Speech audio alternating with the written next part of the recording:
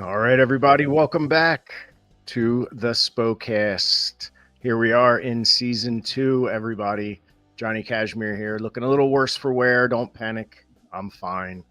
I'm here with Tommy Grayson. What up, y'all? How you doing? Live here from Cashmere Bat Cave. Live from the Bat Cave. That's right. We got a lot going on today. If any of you know, it's been a pretty crazy day. We're going to talk about that in a minute, but let's get our peeps in here. Let's get in. JP Grayson, what's up, brother? What's up? What's up? Got the fresh BSB background behind me. I love it. Look, I'm going to match you. Boom. Look at that. Right up. There you go. Boom. Hell yeah. Awesome. All right, let's get the new guy, Phil Stamper, the president of wrestling. What's up, brother? I'll take that. I'll take being the new guy. Totally good with that. Welcome aboard. Happy to have you. You served as counsel for one Charlie Tiger in the Wrestlers Court of 2024. Still think I was gypped on that one. I did a good job. You did. You did. Your clients, on the other hand. Yeah, that's fair. Yeah. Oh, Rat Boy's back too. Lovely Rat Boy. Thought we smelled something. No, just kidding. But yeah, so Phil, I got to tell you, the Wrestlers Court is now, it's like historic, like the Clone Wars in Star Wars lore. You know, we all earned our medal. There you go. But we had to go last week. We had to go what we call flying solo. No Donnie B. We didn't have our handler. It was like we had to travel through the airlines without having a handler. It just doesn't work for the back seats. So let's see if he's ready to come in here. Let's see if Donnie B's around. Yes. Yay. What's up, brother? Yes. Hello. It's good to be back. Phil, it's awesome to have you. And as a total shoot, when we did the court thing a couple weeks ago, it was so much fun. I said to Johnny afterwards, hey, let's see if he wants to be a permanent member of the show. We love Rob and all well wishes to Rob and everything he does, but we said we definitely need a sane brain on here, like someone to steer the ship a little bit and be the yin to our yangs. So Phil, please don't ask me to be a handler, because I've tried that before with just Johnny. I don't know if I can do it with these three. You can't. No, you're the voice of reason and respectability. I just popped my collar. Boom. Respectability on the pod. I'll take it. I'll take it. Thank you. Well, Belinda Raya in the house. What's up? Number one backseat fan of all time. Ed Douglas, what's up, brother? Good to see you. Chris Gorish, the Rat Boy's back, and he just had his 60th birthday, so good deal, brother. Happy birthday. That's unbelievable. Johnny, that's unbelievable. The Rat Boy definitely does not look a day over 90.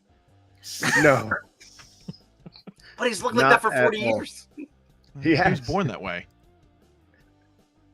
He absolutely was. But listen, before we have to get too far, we might as well say we had a horrible news today.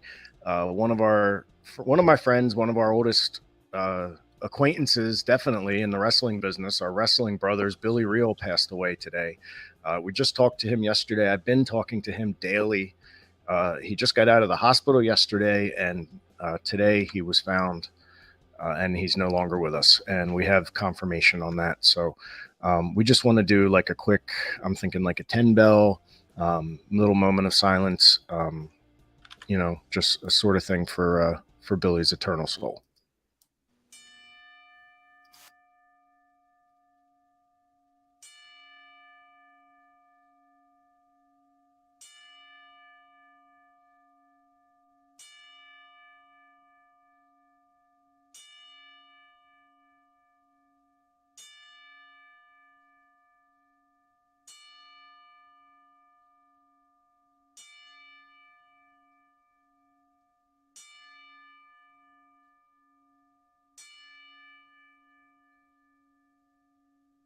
And there you saw him with Dennis Carluzzo, Donnie, your mentor. That's when I first met Billy Real. Turn that off. I first met Billy Real at the Mount Holly Armory. I was sitting in the crowd with Max Smack, and Donnie, you must have booked Billy in a match. I can't remember who he wrestled, but I remember the guy was big. It might have been, I think it was J.R. Ryder. Might have been. Yeah, I did book Billy. Billy had to be 18 at the time, 17 maybe. I want to say he was 18. I think it was him and Trent were the same age. Yep. Yeah, I actually, I just told you just before we went on the air, I've known Billy longer than any of you guys have. I've known Billy. I met Billy Real the first night I met Trent Acid. They were together. Uh, Two kids just wanting to get into the wrestling business, and I summed it up on social media a little earlier. I had a lot of good memories with Billy. Listen, Billy's good and bad. If you want to talk about the good, you got to talk about the bad. I am satisfied after speaking to you that he came to fruition with his demons and he was on the righteous path, trying to clean himself up and get a little better. Like you said, you were speaking to him almost daily. I can only hope that in his final hours or days that this was true.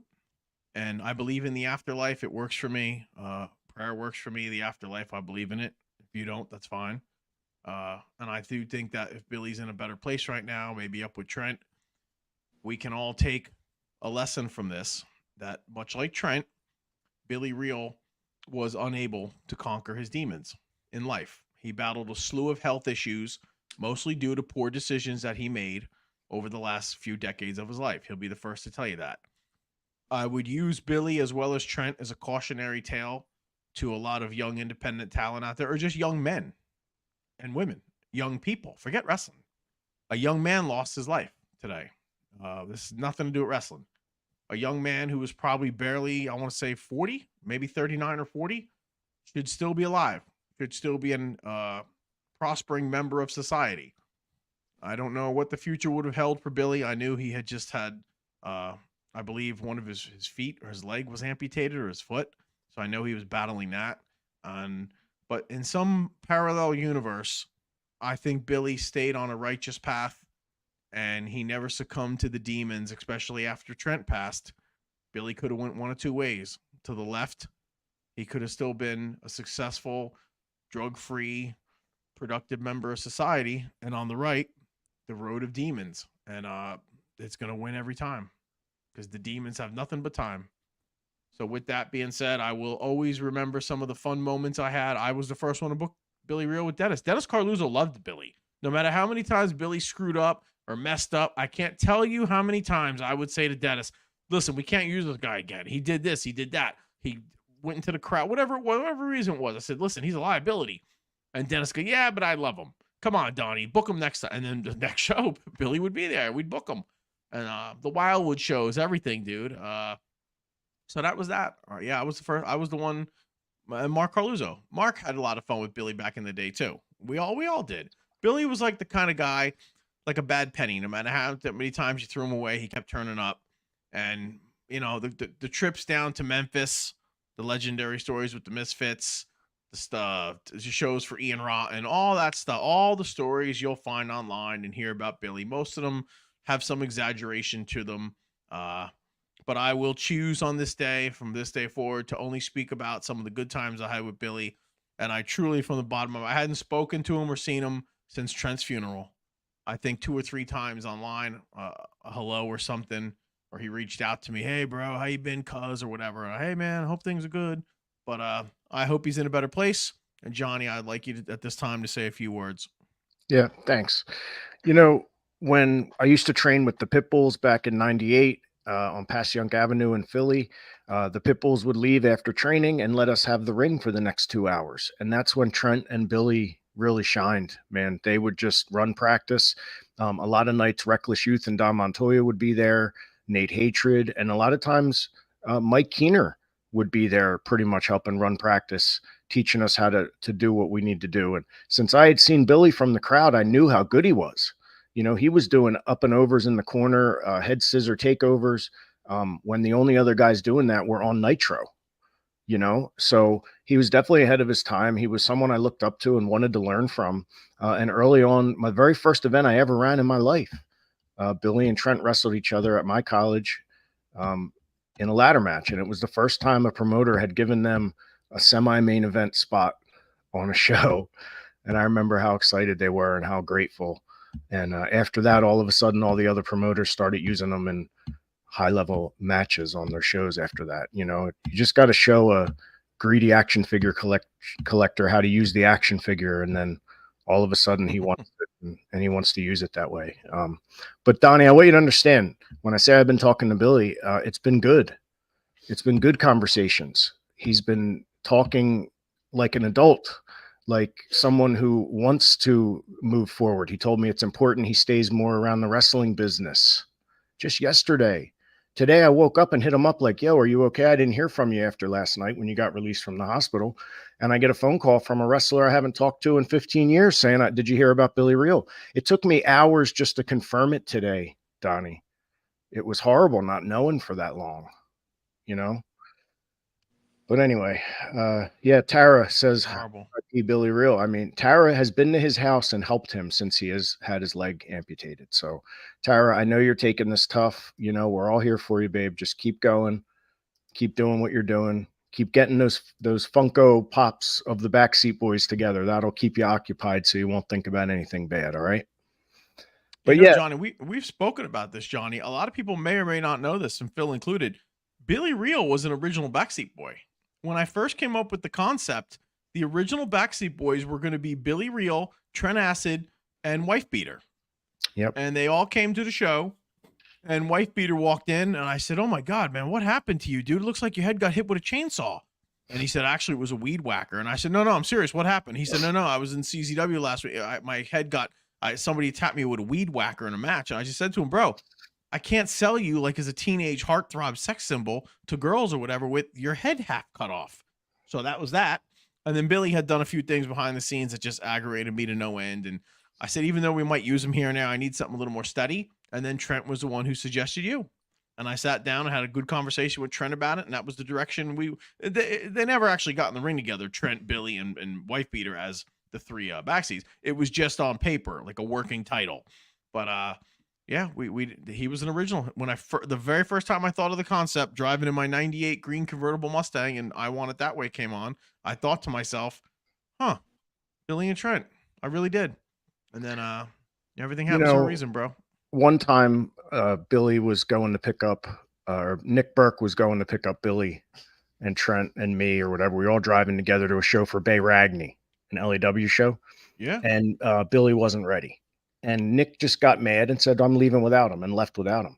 And then Nick went and tried to get Billy's spot on the show. Like, hey, I don't think Nicky's showing up. I don't think, Billy's showing up tonight if you need, So Nick's in the back talking his match over, and up walks Billy Real.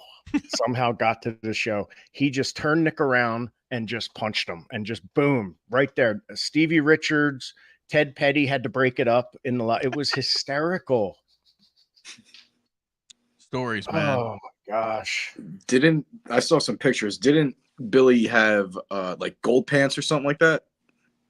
Yeah, he had all kinds. He had different pants. Yeah, the most famous Billy Real story that I could tell real quick is when we had worked him, me and Dennis and Mark, and I forget who else was on it. We had him convinced to go. We wanted him to go in the ring against Dan Severn, and we had told him that the referee was in on it, that he was going to jump on Dan at one point in the match, and the ref was going to, I think it was Keener, count a quick 3, and he was going to beat Dan Severn for the NWA title. And if I remember correctly, Howard Brody was on the phone too, and either he said, yeah, that's true, we want you to do it, Billy, and Billy kept saying, oh my God, there's no way. Dan will kill me. He'll kill me. I'll never make it out of the ring. And right before he went to the ring, I said, I'll give you an extra $100 out of my own pocket if as soon as the match starts, you just tell Dan you want to get a quick schoolboy, and that's when Keener will count to 3, and then you just run out. And Billy wouldn't do it. And we didn't smarten Dan up to it either. That was the funny thing, is everybody was smartened up except Dan and Billy. But we told, when they got in the ring, then they just had the regular match. But Billy was shitting for hours, dude. Carluzzo kept going to him, dude, are you going to do it? Come on, dude. You got to do it, dude. You got to do it, man. You got to do it, man. It was so hilarious, dude. The entire, I think it was Yardville, the whole time, the whole day, Billy was fretting it. Yep.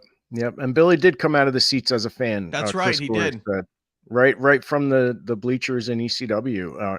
One time, Donnie, when Rock and Rebel was still alive, he was trying to sort of like do a takeover of my school, right? So Shocker. He said, so I'm talking to Blue Meanie. I said, Meanie, Rebel's doing the takeover. Don't go to that meeting he's having this weekend that I'm not even supposed to know about. He said, I won't. So I get there and Meanie's there. Billy walked up and punched Meanie, and Meanie fell over the display case where we were selling our merchandise and just rode it to the ground in what felt like slow motion. landed on the ground, and we were just like, I told you not to be here. Get the hell out of here. But like, I mean, since then it's all water under the bridge with Meanie and all I that. know. But Billy legitimately was the first one to run up and just sock the guy. Like, Billy had heart, man. He had heart. He was loyal. If he was your friend, man, he was loyal. Every day on Trent's death anniversary and his birthday and stuff, when he did have access to social media, he would always post about him. And Yep. you know, who knows, Well, man? Maybe they're tagging tonight, brother. Up in Well, the sky. put your Billy Real comments in the chat. We'll share them throughout. Yeah. But we have a little bit of a surprise. Listen, if you've all been paying attention the last few weeks, we have a very special surprise for everyone. Phil, I know you haven't got to talk yet. You will. We have not forgotten. It's just, as you can see, we had some unforeseen business we had to handle. So thank you for your patience. At this time, I would like to introduce everyone. Public enemy number one in some senses. Mr. Brutal, Bob Yes! Evans. Oh, no. Oh, can't hear you, Bob. No sound. No. Wait a minute, he's muted. Wait, No, we can't hear you. We can see you, Bob. Cover that in he's your trying next another- seminar. I'm not we muted. got two Dang. Bob there he There Evans. you goes. are. Hey, there he is. I was gonna say I'm not muted. I'm good. Well, What's we up, got guys? you in here twice, but we can hear you. How's it going, man? Perfect. Public enemy number one. What did I miss? Well, Brutal Bob, being the man that's known you the longest on this panel, 2 weeks ago we did a little spoof on a little thing called Wrestler's Court, which I'm sure you have heard of back in the day, correct? Mm-hmm. So we had a Wrestler's Court, and a young man named Charlie Tiger was charged with the crime of trying to work young boys into covering extra trans money to be in his car to make a loop for that weekend. He was trying to coerce young boys into giving them extra money to cover his trans. So we had Wrestler's Court, and he was found guilty. And part of his punishment was he was sentenced to an 8-hour block of a Brutal Bob Evans course and instruction on how to get better in the wrestling business. So that was his penalty. Oh, But because it, it has a happy ending, so that's good. well, it came out in the course of the trial that you started the entire thing with ride shares. Is that I true? did.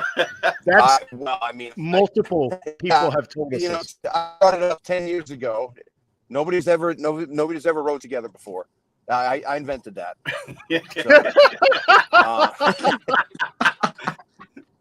Yep, that was my. I invented that. The headlock, the 3/4 Nelson. Those were all mine. No, he meant in a good way, like someone who actually was smart enough to present it in the proper way. Like, hey guys, this is an opportunity. This is how you should do it. And Charlie Tiger just took it and said, hey, listen, there's a chance this weekend. I need you guys in my car, blah, blah, blah. This is what you have to owe. And he made it a whole thing. So that's why he was charged in wrestler court. And when the going got tough, Bob. I think he's lagging out. Yep. Oh no. It's RoboBob. Beep, beep, beep. All right, we'll try to get him back. Yeah. Bob, if you can hear us, try to log back on. Yeah, we'll have him leave and come back. Oh, my options are ban from studio or kick from studio. I'm afraid to do either. I'm afraid to See click if he either. links back on. Yeah, poor guy.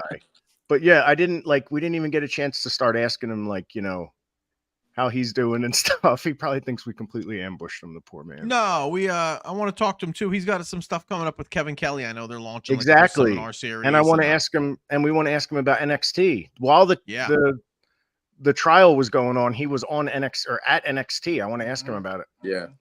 But, you know, honestly, he's that's in a the car. guy.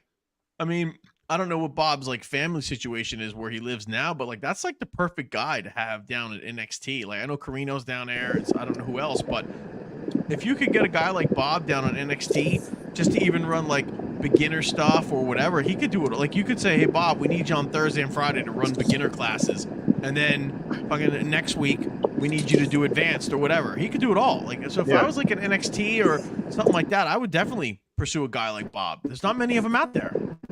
Well, you got to think I first met Bob when we worked for Kevin Kelly up in Connecticut. That had to have been 00, I don't 01. know. Yeah, that might be. I don't remember. 2000, maybe 99, 2000. Bob, are you able to hear us?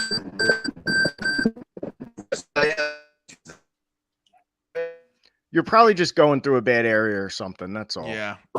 Yeah. But we wanted to talk to you about being at NXT and about what you have coming up as far as with Kevin Kelly. We wanted to talk to you about. We might have to The do a event. take 2 on Bob when he's Yeah, home. we'll have to get Bob on here again real soon if he can't do it right now. But that's all right. We have plenty of other stuff We that can we still want to talk speak about him. Yeah. You But, can, I've known Bob forever. Yeah, it never stops us any other time. So The very first time I met Bob, he handed me $40, and I was like, "What is this for?" And he goes, "You do the indie calendar, and the fact that like you've put this together, I want to buy you dinner." I was like, Wow. No, like don't do that. Like it's." And he was like, "No, I'm doing this for you because I've gotten so many bookings off of the calendar." And I was like, Huh. "What?" Like, Bill, what is the Wow. indie calendar for those of us that don't know what it is? so I started several years ago to put together a listing of just independent events as I could find them. I had someone who, it's funny because now this person is a promoter, tell me, "Oh, there's never any independent events running anymore." I was like, "What are you talking about? They're all over the place." And I used to do it even back in the PW day, sort of had a version of it and sort of left it alone. And then after this person said that, I was like, I got to bring it back. If people are feeling like there's no events out there, I got to put this out there. And it was really at first for fans to just find, what's going on in your area, because I hate to say it, but some of the things that promoters, one who promotes are the worst at is the promoting part of promoting. Yeah. And so it was like, all right, I'll put it out there. And then come to find out more and more talent were using it as a way to source for events to find bookings. And hey, why do you think I was putting it together too? It's smart. It's a great thing to do. So like, I'm glad I do it between meetings at work, or if I'm at home sitting in front of a television, like, all right, I'm going to work on this. It just keeps me busy and occupied. It makes perfect sense to me. I mean, especially if you're bringing a guy in, let's say it's like a 3-day loop, a Friday, Saturday, and Sunday, and the guy's working somewhere on a Saturday, he might be able to look up and say, "Oh shit, I'm flying in from Oklahoma on Thursday. Maybe I could pick up a booking on a Friday and a Sunday, and then the promoters can work together on trans money, except Charlie Tiger. Stuff like that." except Charlie Tiger. Very cool. Okay, so Bob Evans said he can hear us, but he's got a bad signal. It's no problem, Bob. We appreciate the effort. Do it next week or something if he come. I think being at home or something is going to be his best bet. Stationary. Yeah, we do it every Monday, Bob. We'd love to have you anytime. We want to ask you about a bunch of stuff that we had. Believe me, all this stuff with the nonsense about the court was just going to scratch the surface. Yeah. But thanks for being up for it. And you looked like your technique at driving was pretty good. You had a good 10 to 2 going on the wheel. So he needs a higher like windshield mount. I think he's like on the vent right now. He needs like a little bit more in the face. Hashtag ride with Bob. Listen, any opportunity somebody gets to travel with Brutal Bob, take it. That's any aspiring wrestler, anybody who's been, traveling or just wants to attend a show. Bob is as good as they get. Any opportunity to learn from Bob, whether it's in the car, seminar, or in the ring, you will only get better. We've done Bob Evans seminars and learned a whole bunch. Bob has a world of knowledge. Learn from him. He's awesome. Hell yeah. I think what's cool about Bob is, as a promoter, you could have him do anything at the show. Like you could say, "Bob, we need chair setup. Bob, we need booking. Bob, we need ref. Bob, we need whatever it is," and he could do all of it. So that's what I always liked about Bob. The only reason I didn't work with him as much as a lot of other guys, it just was distance. He was up in the New England area with Sheldon Goldberg. I was down here. So Bob and I's presence would cross every now and again, and nothing but good things to say. Like I said, if I was NXT or even, I don't know what AEW does with their farm system or whatever the deal is, but I refuse to believe a guy like Bob Evans couldn't get a full-time gig as an instructor of some kind in the goddamn pro wrestling world. It doesn't even make sense. Yeah. Bill Daly's here. What's up, Bill? Big Bill. He used to tag with Ian Knox in CZW, actually. Really? He said a dojo match with Bob got us booked in New York City for Final Battle. Bob's a great leader and coach. There you go, Bill. And Bill, you're a good leader and coach too, so it takes one to know one. Good stuff. From the Monster Factory, actually. Bill? Yeah, Benchmark Bill Daly. Yeah. Yep. Yeah. He was in CZW with us back in the day. Really? And speaking of, his partner was Ian Knox, right? Check this out, guys. So we got some new calls made. Oh, wow. So on the left, we have Rick Blade, younger man Rick Blade. In the middle, Donnie, you know who that is? I'm gonna go out on a limb and say it's Reckless Youth. Yeah, Reckless Youth with a Wearing the Donnie Green Wahlberg Lantern. head. Yeah. Yep. And then who's on the right is Ian Knox. I don't know if you know him, Donnie. He Don't was know our him. boy in CZW. But yeah, so they did the entire cast of characters from CZW back in the day as creator wrestlers. And it's all on X, so it all looks really nice. So anyway. That's awesome. So yeah, so the president of wrestling, Phil, how do you like your first what we had to go through to get you? My guy had to call your guy. It was a pain in the butt, but we finally got it all done. I mean, as the president, you have to have people to Yes. coordinate your calendars and like put it all together for you. And then you're just right. told to like show up. It's great. So I are you see. going to be able to do like a weekly verbal, or I can share stuff on the screen, indie report or whatever's coming up? I know you're very involved with Revolver with Sammy Callahan. You want to tell us a little bit about that? Yeah. You can, you know, when Rob was on here, Rob talked about ESW all the time. I mean, you can talk about Revolver as much as you want, brother. Sure. Thank you. Been involved with Wrestling Revolver since its beginning, ran by Sammy Callahan, runs primarily in Iowa, Texas, and Ohio. So they kind of rotate between states. Infrequently, they're at another state here and there. So we're going back to Ohio actually on May 17th. So I'm looping from there to Hampton, Virginia for another event, and then coming up to SPO that weekend. Just had MCW Pro Wrestling this past weekend, so I just got involved with them about maybe 6 years ago as their general manager. So I've been very involved as much as I can everywhere. But yeah, there's plenty of events on the calendar we can talk about. I don't know if you want to pick an area. Well, I want to say, go ahead, brother. I would say, I mean, I know just based on the calendars, if there was any off weekend that my brother and I had, we would always go to, you know, Phil's calendar as a reference to see like what shows could we possibly go to in some sort of driving distance. You know what I mean? Like his calendar, I'm telling you right now, between the first weekend to the last, from, you know, let's say this month to the next, is you can find every single, you know, date filled. He has a whole bunch of territories and parts of the country that have shows already out from between now up until, let's say, the end of June. I'm sure he already has marked down. Yeah, I have stuff to the end of the year marked up. There you go. Great. So I just try to keep that as active as I can, because I'll find somebody will post a random flyer, won't link to anything, and it's like, oh, let me just throw this up there. And yeah, as much as I can to try to help somebody find work, or just a fan to try to connect to wrestling. And that's why I created it in the first place, just because fans were saying like, there's no wrestling out there. What are you talking about? Like, just for my own Facebook feed, I can see that there's wrestling all over the place. Let's put it together and get it out there.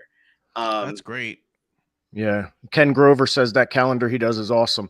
Phil, you know, they say consistency is key, and I've seen evidence of this lately that that is indeed the case. And if that is the case, how long have you been doing this thing?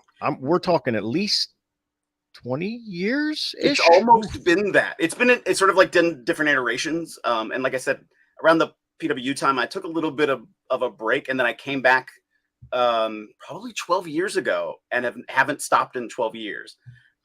Pretty much every week I put out an updated release. I'll do a social media graphic with it. Now I have it posted on a website called Substack. It's a little weird because it's like an old school Blogspot post. But people can subscribe to it. You can also donate. Oh, geez. You know, I need campaign funds. I mean, hey, it's a great tool. So you can get an email straight to you. So instead of having to come search for it, it'll email it to you. So every week I do an update. Like I said, I have everything from now until the end of the year. I also keep a separate listing of all of the promotions I have found along the way and all of their contact information. Yes. So that way I'll cycle through like, I think in this current cycle, I'm at like Indiana. So whatever state's after Indiana, like I'll go there next and just run through like on a commercial break during a TV show or something. So is it safe to say that pretty much the entire bat belt of PW was just you, Bill Stamper? You were our Swiss Army knife when it came to running events, dude. Like I relied on you for everything with that list. That list was worth your weight in gold, brother, especially when there was no social media and you had to go and release things to the news website in order to get it noticed. I still have a bit of that. So it's something like 520 wrestling media contacts. I've started to build up mainstream media contacts too. Good. And so like different places I go, there's still a lot of popular websites that people will go to look up stuff for events. I mean, it's and on a good slow week of news, like wrestling will get front page coverage almost every time. And so it's great to see that people still have that interest and will bite. Sometimes some promoters are like, what are all these people doing showing up with cameras at my event? They're promoting your event. Yeah, Jesus. Use them. Thank Yeah. God. Say thank you. Thank God. Well, Yeah. up until now, you've been our commentator at SPO, and we'll see where you're going to go from here. But you're going to be seeing Phil on our SPO events, of course, as we move forward. Raymond Sanchez says, "Good evening, gentlemen." Good evening, Raymond. I think Raymond the craft. Raymond just wrestled Danny Moff, so he's obviously in the chat room from his He survived. Is he still concussed? Like. He's in his hospital bed talking to us right now. Do you need the migraine glasses today? Because I will share them, sir. Yeah, I think you're right. But so we had a interesting day today. We actually check this out, everyone, what we made. Tommy made it here. Just a Mitchell Firehouse is starting their Mother's Day sale next week in about a week and a half. So just keep that in mind. All proceeds go to helping them out. So that's always something good. And also, while you're in the mood, our women's champion, Christina Marie, has a new t-shirt. Check it out. Get it while they're still available. Pretty banging. Stand out from the crowd. Look good. Pass the airport test wearing the courageous Christina Marie merchandise. And book Pat Dynamite. What's wrong with people? Why does he have open dates like this? Book Pat Dynamite. Get it done. But speaking of Pat Dynamite, we are going to announce a match, you guys. Let's announce a match for May 19th. What do you guys say? Dun, dun, dun, dun. Lucky 13 versus Pat Dynamite. 2 winning streaks. 1 must end. So it's 3-0 versus 4-0. So this should be pretty interesting. These guys are pretty evenly matched. Lucky might have a few pounds on Pat, but I think Pat has a few inches in height. JP, what do you make of this? I just find it crazy because, we've only had 3 events, but Pat's record is 4-0. So we have to explain to these people, why is it that Pat has 4 matches under his belt when we've only had 3 events? And he's only been at 2 of them. Right. Pat ran a gauntlet at our second event, Boss Battles. Pat ran a gauntlet. He beat 3 people in one day, in one outing, and then he also won the cinematic match. And at the next event on the 19th, we are going to open up the event with the encore of the cinematic match. So fans that weren't there, that may have been at WrestleMania, for example, that didn't get to see it, will get to see it at Boss Battles. So that should be pretty good. So yeah, it's a press your luck match. One of these guys is not going to be undefeated after this. So Rat Boy says he's going with Lucky 13. Donnie, who you going with? Whatever the opposite of Rat Boy. So I'm going with Pat Dynamite. Pat Dynamite. Yeah. Well, you like Pat anyway. Phil, what do you think? I loved him in that cinematic deal. I hope we see that again, something like that down the line. I mean, you keep saying pressure luck, and you literally have a guy named Lucky in the match. So right. I got to go with Lucky. I mean, Lucky's my boy. We're still, I think, in the 16th year of our tag team reign at AWA Quebec. So I have to pick Lucky 13. Awesome. How about you? Both these guys, it could be an even toss up, but if I was a betting man, I got to go with Pat Dynamite. The guy is doing a clean sweep of SPO. And, if I was a betting man, which I am, I'm betting Pat Dynamite. Yeah. I'm going to have to go with Pat as well. It's going to be 5-0. Ooh. Danger Ginger. Danger Ginger's going with Lucky. Tara's going with Pat Dynamite, and I got to go with Pat Dynamite, guys. And I'm a huge Lucky fan. Lucky's one of my favorite wrestlers in the world, but I don't know. I just don't see Pat Dynamite losing. If Lucky wins, it's me versus Donnie in an arm wrestling contest. Says You're Rat gonna look Boy. pretty dumb walking around with one arm there, Rat. You're gonna look pretty foolish walking around with one arm. Just let me know if you're a lefty or a righty. Rat Boy, did you arm wrestle Z-Bar? And if so, where? Put in the chat where. Was it at Columbus Sale? By the way, I was at Columbus Sale this past yesterday.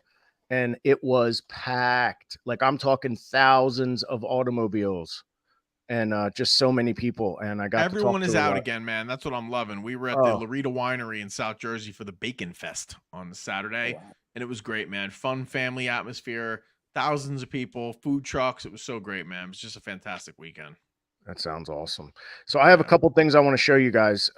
We had a lot of clips last week in your absence, Donnie. Did you get to watch the show? No, Donnie, right? I listened to it in the car. Did not why I couldn't watch it on the. I listened to it though. You guys did pretty good. I thought you were fine. We're the shits without you. Eh, So, I'm being all right. humble. So check this out. We've always said HC Loke was the best guy to ever take the T gimmick. We always say that. It's just been a an old wives' tale. Well, we finally found the clip. Check this out, guys. Joel out of the ring, and we got, hold on, they got him hooked. T gimmick. Oh, my goodness, this is going to be it. Wow. Jeez. Damn. Should we watch it again? Let's watch Yes. it. Yeah. Joel out of the ring, and we got, hold on, they got him hooked. T gimmick. Oh, my goodness, this is going to be it. Oof. So That was backseat. wicked. That's deadly. Your in-ring I like reaction, Johnny, is how I'm feeling right now. Like, Yeah, backseats. I told them, I said, F it. From now on, do it. I want to see that every event. I That wonder was how the come most- nobody's copied that. Why do you think nobody's ever done that again? The Bludgeon Brothers did it. Yeah, Who? they did it on TV. Yeah, the Bludgeon Brothers, Who were they? Who were the Bludgeon Brothers? Brody Lee and Eric And Rowan. Eric Rowan. Oh, what did Or they? Luke- Okay, cool. Well, dude, it would look pretty awesome with them doing it. It Shit. did. It did. And I wasn't even mad at them. They must but have it got. looked They great. must. Well, John Huber knew who you were, right? Johnny. Yeah, There's yeah, no way yeah, he yeah, didn't. yeah. So Oh, that's yeah, where they yeah. got it from. Yeah, The absolutely. triple power bomb. There's no way in the world that they didn't get that from me, you, and Trent. When the Shield started doing that, there's no way in Right. the world that John Moxley. I'm pretty sure. Did he know Trent? Yeah. Yeah. So he Yeah, definitely Moxley saw wore that. a Trent. Moxley wore the I Trent remember that. Mark shirt on a pay-per-view. Danger Yeah. Ginger, have a good night at work, my man. Thanks for stopping Double. in. That was at Double or Nothing. So yeah, he must have. That's where they got the triple. Because the first time I saw it, I'm like, oh shit, there's our triple power bomb. Yep. That Yeah. was cool. This iteration of the backseats, we haven't done the triple Yakuza kick yet. We got to start The doing triple that. super kick was deadly, bro. It was. You got to be me, Johnny. You got to be the middleman. Let them I come am. in from each corner. You guys got to work on it though, because if it's off time, it'll look like We got to shit. show that clip of Donnie throwing that super kick. I know. We got to get more. Donnie clips of kick was Donnie lethal. working. Now the Donnie kick is only lethal to about your kneecap. Oh, the Donnie kick. The sweet Donnie kick ain't that good now. Well, here's some. We have You- some power. Here's a power display from JP, and then a good tandem acid reflux. Now, this used to be called the One Hit Wonder when Trent was with us, but in the new iteration, we've named it the acid reflux out of honor to Trent. And usually, it's done twice. So usually, it's me doing it to Tommy and then getting up and doing it to JP. So that's why the reflux. But anyway, There's also another story behind it.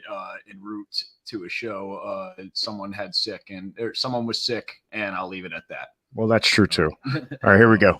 Grayson's. Oh, there's that power of JP. And a full power slam. We saw the Graysons win that Boxing Day blowout matchup over the Philly Marino Experience back on December 26th. Yeah, there's no lack of tag team talent here. Look out. And that's the acid reflux. There it is. That's a great name. Yeah. Yeah, it is, right?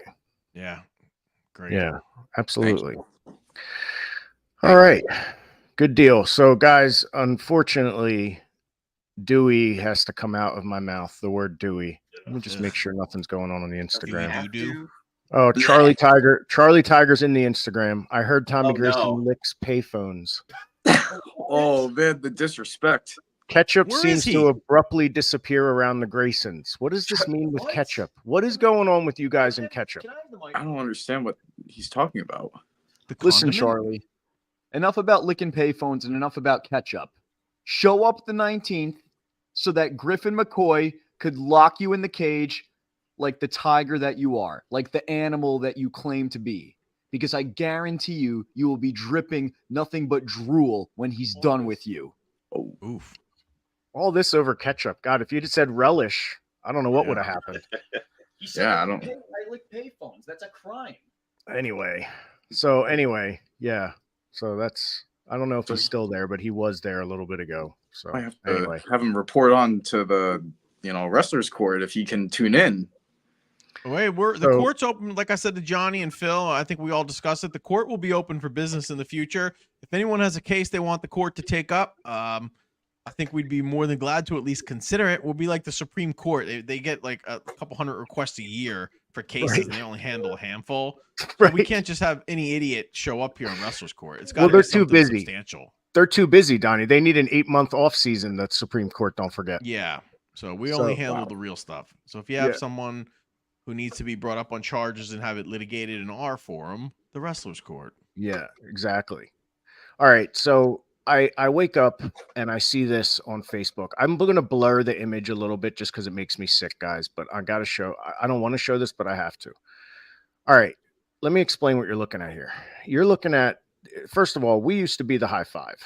All right. That's B-Boy, me, Nate Hatred, Messiah, Adam Flash, Trent, and Dewey. Right.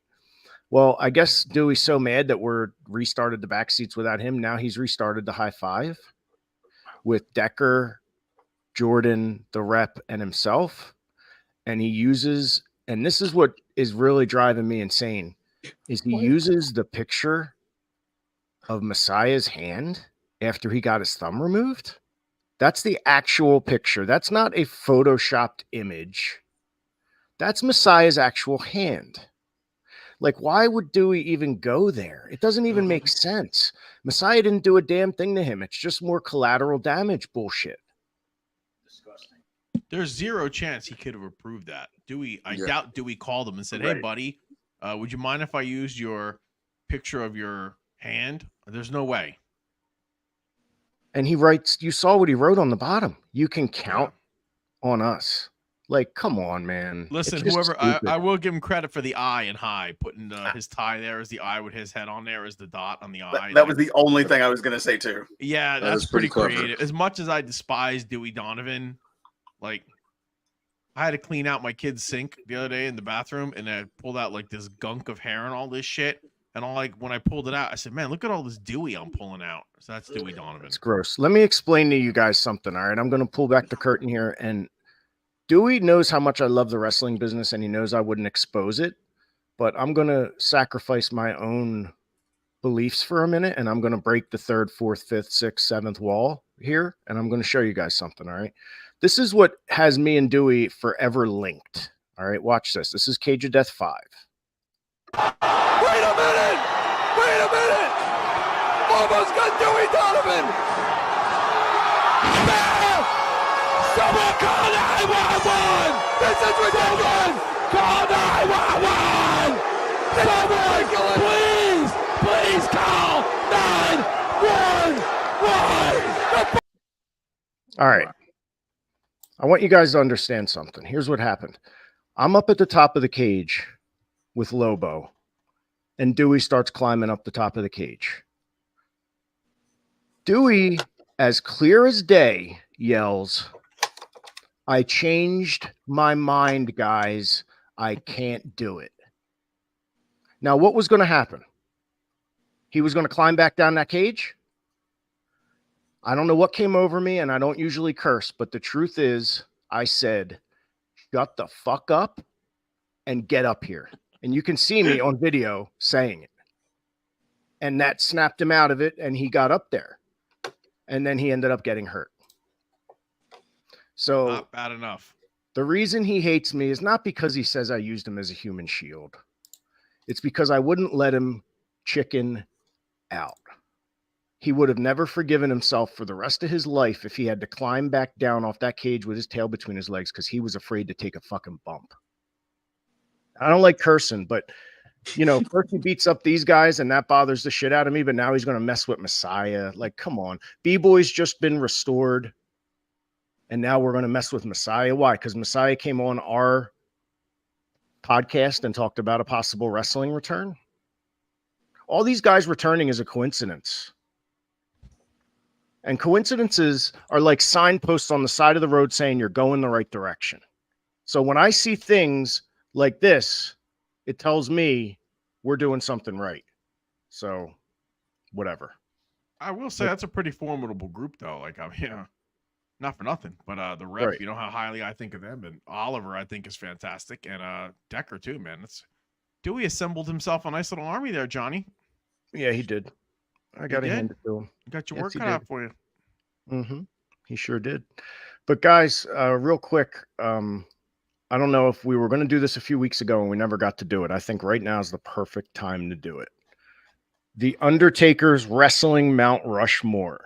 And obviously we're all about Mount Rushmore on here. So Wow. Undertaker's is Andre the Giant, Ric Flair, Steve Austin, and Hulk Hogan. So who is going to tell the Undertaker they're wrong? Donnie B, what is your 4? I mean, the cool thing about this is anybody's opinion can be right. Right.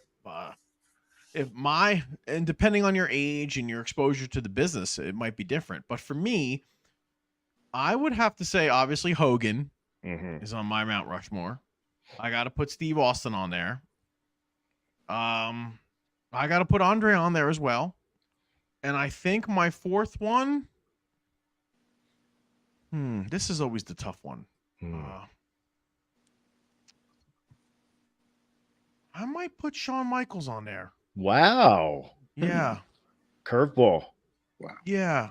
Just as somebody I who's, like I mean, you could either Michaels or Flair. I mean, Or Rock. I would put The Rock. I was gonna I say. can see why you guys would, but you know what? I'm gonna change that. I think I'm gonna agree with the Undertaker on that one. I'm gonna go Andre, Flair, Austin, and Hogan. That's my 4. I think you can make a case for that. But like I said, well, I want to hear your 4. All you guys. What do you say, Phil? Because part of me is like, because that still feels almost too current, like 40 years ago. But it's like, do you include like a Lou Thez? I mean, this is a man who wrestled in 6 different decades, like, and impacted so many people in that age. So like, in my brain, I'm like, Lou Thez has to go up there somewhere. I agree with Hogan. Like, you know, people don't realize the impact he had just inside the ring, but knew a lot of knowledge about production because he worked in film work. And like when he hopped to like Impact, he really changed a lot of what they did production wise. Even WCW, he changed a lot of what they did.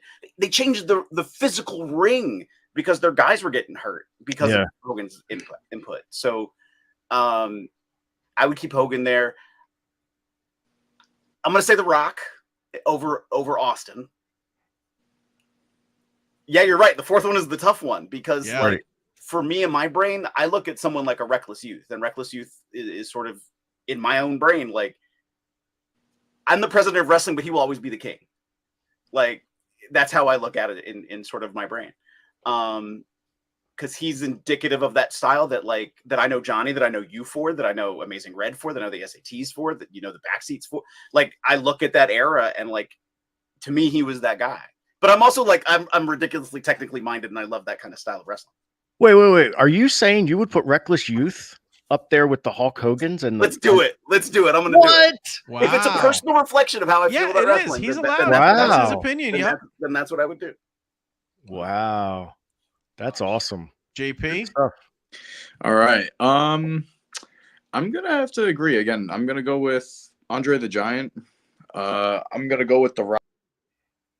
Oops, I just kicked JP off.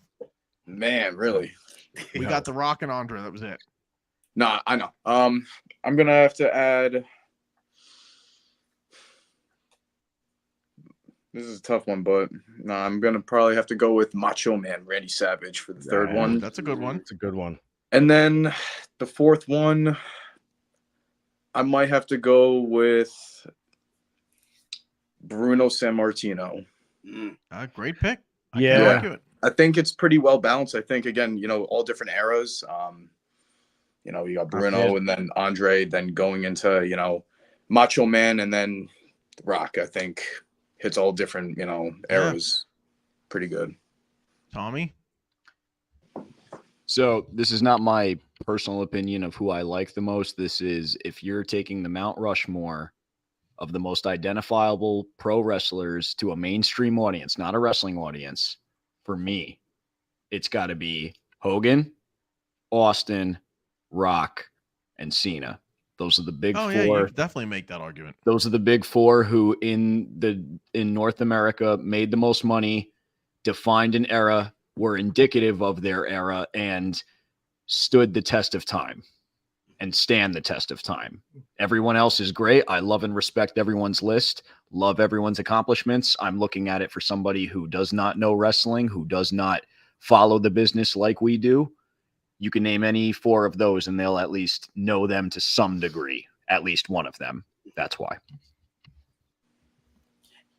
Is there anybody that you look at today, any of you that you look at today, and they're not that tier level yet, but that you're like, I can see them in 30 years, us talking about them in that same way that they would be on a Mount Rushmore? Wow.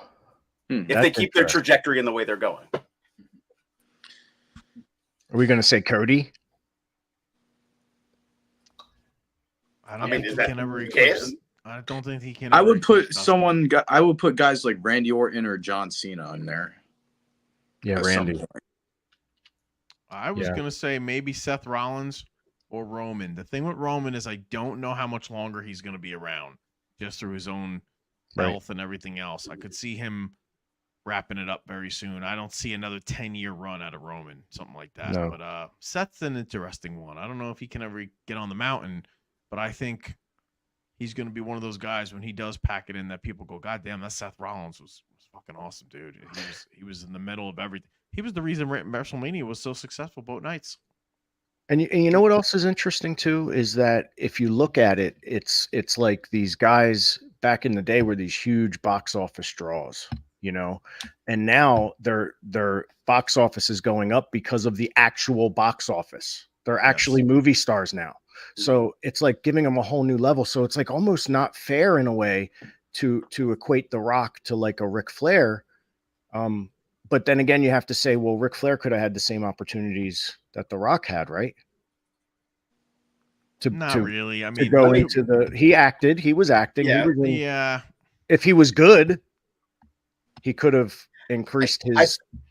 I feel like whenever Ric Flair showed up in a movie, he was in a movie as Ric Flair. Like like Body Slammed. He was in the front row with the Wild Samoans or something. He did that same spot in like 2 other movies too. Yeah, it's probably the same wrestling movie footage. Front row. Ric Flair's in the front row. Yeah. To be fair though, you could say the same thing. Some people argue the same thing about The Rock, and I'm the biggest, Dwayne fan in the world. I love Big Dwayne. I think Hollywood Rock is the best thing that ever happened to pro wrestling because it broke barriers in wrestling that hadn't been broken before. Wrestlers had been in movies, but The Rock literally became the highest grossing action franchise star for a moment in time. But post that high, he starred in 4 movies that were, back to back, like, all the same character between Jumanji and Rampage. And there were like a few other ones, and literally he looked and wore the exact same wardrobe. So, not to say that they were bad movies. It's just, I think everyone has peaks and valleys, both in wrestling and in film, Nice. Who's on your list, Johnny? You didn't tell us. So I'm actually going to say I'm pretty much right there with Undertaker. So I'm basically. Oh, by the way, Steve Jordan said Dwayne is good, but I am sick of him. Nope. Thanks. He's going to be around for a long time, so hope you. Thanks for coming in, Steve. By the way, but I'm going to stick with Hogan, Austin, Flair, and then I'm going to just switch Andre with The Rock, and I'm going to go with the 4. That's what I'm going to do. Yeah. But yeah, I think everyone made good arguments. I think there's no right and wrong answer. Of course not. But hey, we look at it like this. I'm partial to Andre. One of my first live shows ever was 1983 at Raritan High School in North New Jersey. It was Rocky Johnson and Andre the Giant versus the Magnificent Morocco and Mr. Fuji. And my dad took us to see it. And we went all day. We spent time working on our beach bum signs that we brought with us to hold up. And this right hand right here, this hand with these 5 fingers on it, when Andre came, we knew which side of the school near the bleachers that the kids were the wrestlers were going to come out. So once we knew the bad guys and good guys side, we waited. And right before the main event, my brother and I ran over so we could hang over. And when Andre came walking by it, this right hand right here slapped Andre on his back and patted him on the back as he went to the ring. Wow. And I was 10 years. I was 1983. I was 11 years old.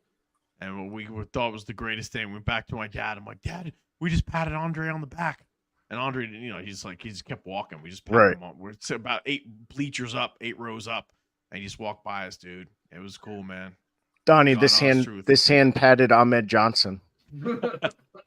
This hand did something else to Ahmed Johnson, but, with one finger out. But that's a story for another day. Yeah. So real quick, I want to show you this we made for so Charlie Tiger versus Griffin McCoy, Donnie. So we said you sent the bounty hunter after Charlie. So there it is. We made that from the Tiger King. So that's great. But guys, so this weekend we got to talk real quick. We got a big deal this weekend. John McChesney's event is coming up. All right, I want to talk about that real quick. Yeah, dude, McChesney's the man. So here's the deal with McChesney, guys. So here's his new Fed. All right, Big League Pro. You can check it out on Facebook, Instagram, X, and whatever that bottom thing is, Google Play, at Big League. They're all different. I think it's TikTok. I would have said TikTok. I don't know. All right, but anyway, that's Big League Pro. So check that out. Google Play. This is Google Play. I thought it was Google Play. I still don't know what it was. Get it together. Be a professional. He's on man. something. Anyway, May the 4th, we're going to be in Erie, Pennsylvania, everybody. So May the 4th be with you is this big event. It's a huge event. General admission's only $20. Check it out. We have you guys, the BackSeat Boyz, going against Money Shot. Money Shot are big dudes, man. You guys are really going to have to call upon the force if you want to get past these guys, but I have faith in you. I like the placement there of was that JP with looks like he has a lightsaber coming out of his hand. It's a Green Lantern ring. Green Lantern ring. Right. Yep. Or the yellow other guys in that one. But his opponent has it coming out of his nipple, so that's even more powerful. Yeah. Right. I mean, look, the looks can be deceiving, but you'd be surprised when Backseats and Money Shot go face to face. You'll be surprised. It's not that much of a difference between the size and the height. There, you can check us out, by the way, if you want to get tickets to our events at SPOWrestling.com, everybody. And here's my match: 7 men and a ladder, and it's called the Death Star Ladder Match. Donnie, I have to win this, right? My goodness. I can't show my face around this podcast if I don't win this. I mean, not for nothing. You got more experience than all the other 6 combined, I think. Well, I mean, we got Right. Wes Barkley, we got Spencer Slade, we got this real big dude, Sam Holloway, who was just on WrestleMania with a sword and stuff, a real big giant. We got Channing Decker, we got Rex Brody, and we got John McChesney himself. So 7 men, a ladder, and whatever else we can add to that match. So that's going to be this weekend, careful. everybody. I will absolutely be careful. I don't want to get a black eye or anything stupid like that. Looks like it's going to be a good spring and summer for indie wrestling, man. I see the seeds that were planted in the winter starting to germinate now and starting to grow some trees. So I'm happy for you guys. I hope both of you, Phil, everybody, I hope that the summer and spring is a good, profitable season for the old indies. Yep, absolutely, man. So a few Star Wars helmets Steve Jordan has. Thanks, brother. We got to see those. Show them off at the next event for sure. So Phil, before we end here, so people can get to their wrestling, they got to get to the wrestling at 8:00. Anything about the upcoming week or weeks or schedule that you want to drop? Of course, you're asking now, literally, as I just closed it. I should have known. I should have. All right. Donnie talked about something, that seeing a lot of these promotions bearing great fruit. Randomly, the promotions I'm seeing the most of, this is going to sound silly, but it's the most talked about, people ask me about on the list, the midget wrestling companies that are touring. I would book that in a heartbeat. Yep. Yeah. I have never gone to one, and I am looking forward to going to one soon. Billy Blade runs them. The guy that runs PW out in California. We can get him on here, and he runs Micromania. That's his right. gimmick. Yeah. And Cody Hawks, I think, runs one of them too. I can't remember which one, but he's like a trainer for them. Which is the Fed that has Cody a is show the one that was on TV with they had the show, the behind. It's on the Discovery Channel, right? Yeah, that one is I think Micro League Wrestling, right? Is that the name of it? It's called Micro Pro Wrestling, I believe. Micro Pro, the one with the Hell of an Operation, the one that's based out of Pigeon Forge, right? Yeah, That's an incredible. I did some quick math on that, and I was like, holy shit, this guy's selling out each double shows a couple of nights a week. He has 3 crews on the road. I'm like, this motherfucker's making a ton. I know. Yeah, it's a great setup. Yeah, and all we the gotta little do people that. must be taken care of, or else, I don't know how that works, if they get on salary or contracted. I have no idea, but they all seem happy. Yeah. We have to get someone from this on here. I want to Yeah. know if there's any drama between the two micro organizations. I've been wondering We about need that to find honestly that too. out. I'll bet Um, there is. And there's a couple others that tour. Like there's Extreme Dwarfinators. There's Micro Wrestling All Stars. Yeah. There's like All right. 5 of them. They're doing this tour model, and I'm like, this is brilliant. Like, why aren't we doing this? We need a Think deeper about it. dive into this. It's like that Ugandan Wrestling Federation. Yeah. The Mud Oh, yeah. Wrestling. SGW. Mansoor just showed up, like him and his tag team. Yeah, I saw that. that's Like, that's- insane. Yeah. I think on their own dime they went there. Yeah, Like that's the maximum man models. That's kind of cool. Yeah. Am I crazy, Donnie? Or if Yes. you ran a Ugandan wrestling fed, wouldn't you have the giant Kamala as like your guy? Like at least you I'd would. find somebody to take over the mantle. Yeah. With That's double what I moon was belly or saying. whatever. I'd make And they him don't that even moon belly mention that's him. valuable. The one that's really valuable, that figure with the special moon belly on it or whatever. Cardona, That's right. Black Cardona knows. Yeah. Get that Yeah. in there. We got to Maybe talk it's a about sign it. of respect. They don't want to take that. They don't want to take that power away, or they're saving him for like something special. Let's, No let's one get- wants to take up the mantle of Kamala. I would. If I mean, was a because right Ugandan. now you have what was it? And the only person whose name I know is like Lord White, the guy they killed, buried, and he came back to life. Yeah, really? He was like their It's biggest mud. hero. Yeah, There's healing properties in the mud. I didn't see it. I just saw Yeah. the clip. Wait a minute. They run angles or something? Yeah, yeah. Oh shit! Now I'm invested. I gotta watch this. Right? I only saw like 1 or 2 clips on social. we got to media. do a watch along soon. We'll start doing All right. watch alongs because I want to do a watch along of Unf and Believable next month, leading into What's Unf that? and Necessary with you guys. It's the All right. match I did with Jun Kasai and all the craziness. All right. But I was going to say we can all pick different watch alongs and start doing them next month. I think it'd be fun on here. We have Yeah, the that's cool. technology now. This is Yeah. amazing. I wish this was around in the mid '90s, man. We would have had a blast. Like we were talking before about Phil's calendar and putting out stuff for the way we used to, no bullshit. Before some of the dentist shows and this and that, we'd have to handwrite or the day of type out a list of the upcoming events or shows and then go to Staples or the Kinko's and make like 500 or whatever copies and put them on everybody's chair at the show. So Yep. they would the hopes that you bring it home and put it on your refrigerator. Like Yep. that's how we transmitted information back then. There was no internet. There was no text messages, emails. It didn't exist. I That's how think we I did it. can- Yep. Is it gonna let me share my screen? Maybe no. What are you trying to share? Oh, the I schedule. was gonna show like just quickly like the randomness. It's gonna be too small probably to see on the screen, but the calendar that I have. Because there's stuff. I mean, there's stuff in Australia and Alaska, Wow. every state in the country, every province in Canada, Mexico, So Japan. awesome. There's stuff all over the place. Wow. Donnie, before we go off, Donnie, how was your anniversary? I showed the Osprey Yes, last week. it was great, How was man. it? We hung out. We went to dinner with the kids. That was fun. And then we actually the weekend was also we were down in Ocean City for my daughter's final cheer competition of the season. They went over, brother. They won the championships. What the highest honor? You'll pop for this. The highest honor in cheer in this organization, when you win one of the national championships, you win their version of a Ribera coat. They win jackets. All the team members win jackets. So these kids, Nice. they won their national champion coats. And actually, for my daughter's team, she's on 2 teams. They won the first competition of the year, was actually a nationally recognized competition also. So they won coats at the first competition and their last. So they actually won Nice. 2 championship coats this year. Their teams, the gym had 4 teams go down and compete. 3 out of the 4 won national championship coats.